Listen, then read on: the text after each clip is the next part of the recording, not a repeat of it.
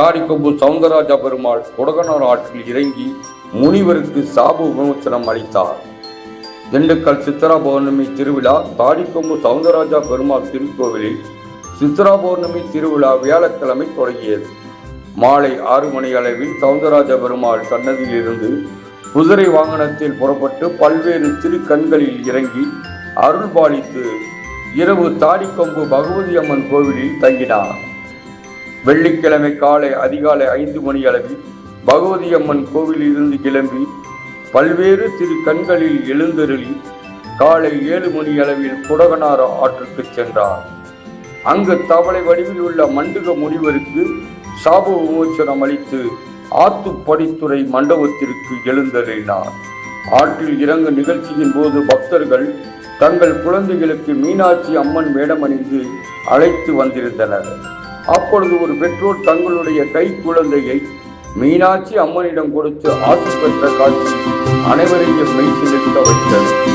அங்கு நடைபெறும் சிறப்பு பூஜைகளுக்கு பின்னர் பல்லக்கில் இருந்து சுவாமி திண்டுக்கல் நோக்கி கிளம்பினார்.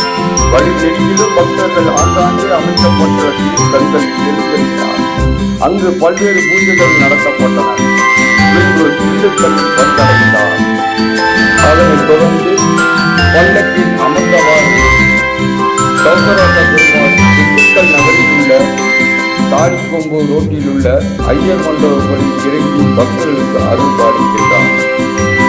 மேலும் திண்டுக்கல் நகரில் உள்ள முக்கிய ஆலயங்களான விநாயகர் கோவில், அபிராமி அம்மன் கோவில், நெட்டுத்தெரு, பெரிய கடை வீதி, காட்டுக்கடை சந்தை என உள்ளிட்ட திண்டுக்கல் நகர் முழுவதும் சவுந்தரராஜா பெருமாள் பக்தர்களுக்கு காட்சியளித்து வருகின்றார். அதனைத் தொடர்ந்து 5ஆம் தேதி இரவு அங்கு நகரில் சுவாமி இரவு தங்குகிறார். அங்கு திருமஞ்சனம் மற்றும் ஏகானந்த சேவை போன்றவை நடைபெறும். மறுநாள் 6ஆம் தேதி புதன்கிழமை காலை 9 மணிக்கு அங்கு நகரிலிருந்து கருட வாகனத்தில் புறப்பட்டு திருக்கோவிலுக்கு திரும்புகிறார்.